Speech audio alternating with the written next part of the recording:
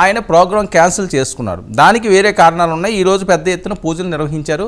ఆయన బెంగళూరు వెళ్ళిపోయినట్టున్నారు అక్కడి నుంచి అక్కడ. అసలు జగన్మోహన్ రెడ్డి గారు ఇప్పుడు ఎక్కడ ఇంత క్లిష్టమైన పరిస్థితులు, ఈ రకంగా రాజకీయం ఒక హై టెన్షన్లో ఉంటే ఆంధ్రప్రదేశ్లో ఆయన పదే ఎందుకు బెంగళూరు వెళ్తున్నారు?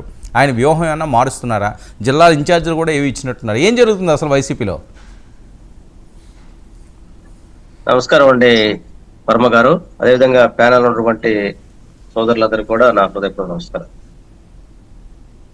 ఏది ఏమైనా సరే 2024లో ప్రజలకు తీర్పు ఇచ్చారు. ఆ తీర్పుని స్వాగతిస్తూ భవిష్యత్తు కార్యాచరణకి వైఎస్ఆర్ కాంగ్రెస్ పార్టీ ముందుకెళ్తా ఉంది. సరే, ఈ నేపథ్యంలో ఏదైతే ఈరోజు జగన్ గారు తిరుమల తిరుపతి దేవస్థానం టెంపుల్కి వెళ్ళాలని చెప్పేసి అనుకున్నారో, అదే క్రమంలో వైఎస్ఆర్ కాంగ్రెస్ పార్టీ కూడా ఒక పిలుపు ఇవ్వడం జరిగింది.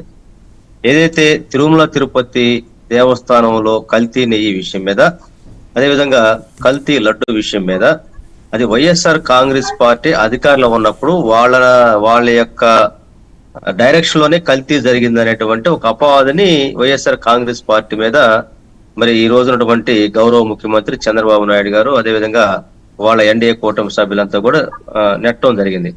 ఇది మేము చేయలేదు కాబట్టి దీని మీద ఎలాంటి ఎంక్వైరీకి అయినా మేము సిద్ధమే అని చెప్పేసి జగన్మోహన్ రెడ్డి గారు ఆల్రెడీ ప్రధానమంత్రి గారికి లెటర్ రాశారు.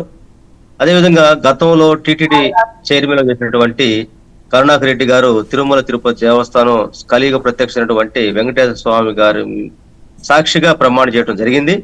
అదే క్రమంలో గౌరవ మాజీ చైర్మన్ సుబ్బారెడ్డి గారు వారు సుప్రీంకోర్టు కూడా వెళ్ళి దీని మీద జ్యుడిషియల్ ఎంక్వైరీ జరపాలని చెప్పేసి కూడా అక్కడ పిల్లి ఇవ్వటం జరిగింది.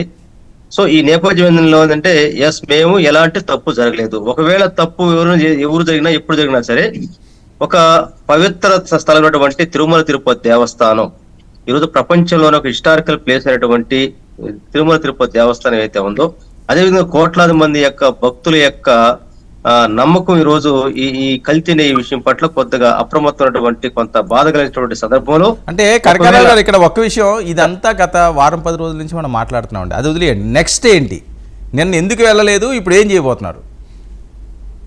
అదే వస్తానండి, చెప్పబోతున్నారు. అంటే అది కాదు, సమయం సరిపోదు. మేము వెంకటేశ్వర స్వామి గారికి ఏదైతే ఈ కల్తీ జరిగినటువంటి విషయంలో మా మీద అపోజ్ చేసినటువంటి గౌరవ ముఖ్యమంత్రి అయినటువంటి చంద్రబాబు నాయుడుకి మంచి మనసు ఉండాలని, అదేవిధంగా దీని మీద మేము కలియుగ ప్రత్యక్షమైనటువంటి వెంకటేశ్వర స్వామి గారిని దర్శించుకుంటామని చెప్పేసి జగన్మోహన్ రెడ్డి గారు ప్రకటించడం జరిగింది.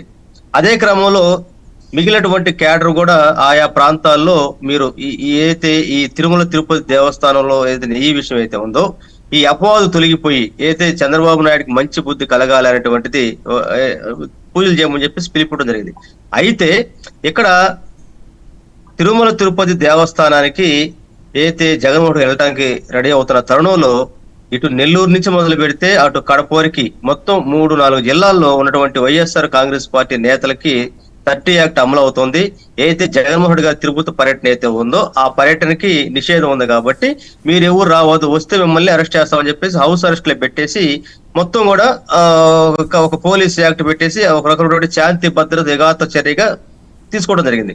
అదే క్రమంలో మరి బయట నుంచి కూడా అయితే ఎన్డీఏ కూటమి ఉన్నటువంటి బీజేపీ కావచ్చు, అదేవిధంగా టీడీపీ వాళ్ళు కావచ్చు, జగన్మోహన్ రెడ్డి గారు కానీ తిరుపతి వస్తే ఒక పెద్ద అలజడిని క్రియేట్ చేసి ఇదొక సెన్సేషన్ చేసి దీన్ని ఒక 10 రోజుల పాటు నెట్టాలనేటువంటి వ్యూహం ఏదైతే చంద్రబాబు నాయుడు వాళ్ళ కూటమి సభ్యులు తయారు చేస్తున్నటువంటి నేపథ్యంలో, అదేవిధంగా హిందూ ధార్మిక సంస్థలను కూడా వాళ్ళని కూడా ఎంకరేజ్ చేసి వాళ్ళు కూడా ఉసిగొల్పి వాళ్ళ ద్వారా కూడా జగన్మోహన్ రెడ్డి గారి మీద దాడి చేసేటువంటి ఒక కుట్ర తీసుకున్నటువంటి నేపథ్యంలో ఏదైతే ఇప్పటికే ఆల్రెడీ ప్రతి ఒక ఏదైతే తిరుమల తిరుపతి దేవస్థానం ఉన్నటువంటి ఒక విశిష్టత, దానికి ఉన్నటువంటి పేరు, ఆ దైవం ఏదైతే ఆ తిరుమల తిరుపతి దేవస్థానం కలియుగ ప్రత్యక్ష వెంకటేశ్వర స్వామి ఉన్నటువంటి దానికి ఉన్నటువంటి దాని ఇప్పటికి ప్రజల్లో ఒక అభద్రత కన్ఫ్యూజ్ వాతావరణం వచ్చిన క్రమంలో మరలా మనం పోయి లా అండ్ ఆర్డర్ క్రియేట్ చేసి ఇది ఒక రాజకీయం చేయటం ఇష్టం లేక జగన్మోహన్ రెడ్డి గారు పర్యటన రద్దు చేసుకున్నాడు.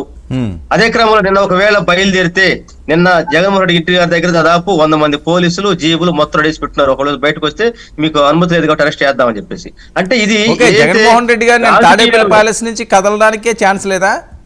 ఛాన్స్ లేకుండా చేసినటువంటి పరిస్థితి నిన్న ఉంది. ఆ క్రమంలో ఏంటంటే దీన్ని ఏదైతే రాజకీయాల్లో చేయటం వేరు కానీ దేవుని రాజకీయాలకు తేవటం చంద్రబాబు నాయుడు పెద్ద మనిషి చేసేటగా నేను మాత్రం అలాంటి ఉద్దేశం నాకు లేదు కాబట్టి నేను ఈ విషయంలో నేను తిరుమల పర్యటన రద్దు చేసుకుంటున్నాను కాబట్టి అదేవిధంగా మా శ్రేణులకు ఏదైతే పిలుపుచ్చామో ఆ పిలుపు ప్రకారంగా మీరు కార్యక్రమం నడపమని చెప్పేసి చెప్పడం జరిగింది. ఆ క్రమంలోనే ఈ రోజు అన్ని జిల్లాల్లో అన్ని ప్రాంతాల్లో వివిధ దేవుళ్ళు సంబంధించినటువంటి టెంపుల్స్ ఈ రోజు పూజలు చేయడం జరిగింది. కనకారావు గారు, అదే ఏంటి ఈ రోజు క్రమంలో జగన్మోహన్ రెడ్డి గారు పాల్గొనలేదేంటి? ఏదో టెంపుల్లో పాల్గొనొచ్చు కదా, పోనీ తిరుమల వెళ్ళకపోయారు కానీ ఆయన ప్రత్యక్షంగా పాల్గొనలేదు కదా. సార్ వారు బయటకు వస్తే సిద్ధంగా ఉన్నారు కదా. ఏంటి ఇప్పుడు ఎక్కడ నిషేధం ఉన్నారు? పెట్టారు కదా. తాడేపల్లిలో ఉన్నారా? నిషేధం పెట్టారు కదా. జగన్మోహన్ రెడ్డి గారు తాడేపల్లిలో ఉన్నారా, బెంగళూరు అండి? ఏమండి, బెంగళూరులో ఉన్నారా, తాడేపల్లిలో ఉన్నారా జగన్మోహన్ రెడ్డి గారు? బెంగళూరు వెళ్ళండి, దీంట్లో సందేహం లేదు, దాపరేక లేదు. అవునండి, మరి బెంగళూరులో ఎవరు అరెస్ట్ చేస్తారా? హైదరాబాద్ లో ఉండలేదా? కాదు. చెప్పేదనండి, గతంలో చంద్రబాబు నాయుడు గారు హైదరాబాద్ వారం పోయి అక్కడ రోజు ఉన్న విషయం లేదా? ఓకే, నేను ఆ పాయింట్ అంటలేదు. కాదు, ఈ రోజు ఏదో టెంపుల్ కి వెళ్ళొచ్చు కదా, వెళ్ళలేదా అని అడుగుతున్నాను నేను. సార్ ఈ రోజు ఆయన బయటకు వస్తే ఆయన మీద నిషేధం ఉందనే పేరుతోటి 30 యాక్ట్ అమలు అవుతుంది కాబట్టి ఆయన బయటకు రాకూడదనే ఉద్దేశంతో ఈ కార్యక్రమానికి ఆయన వరకు నిషేధం పెట్టారు కాబట్టి ఆయన దీన్ని రాజకీయం చేయడం ఇష్టం లేక వారు వెళ్ళలేదు ఎక్కడికి. ఓకే, రఫీ గారు.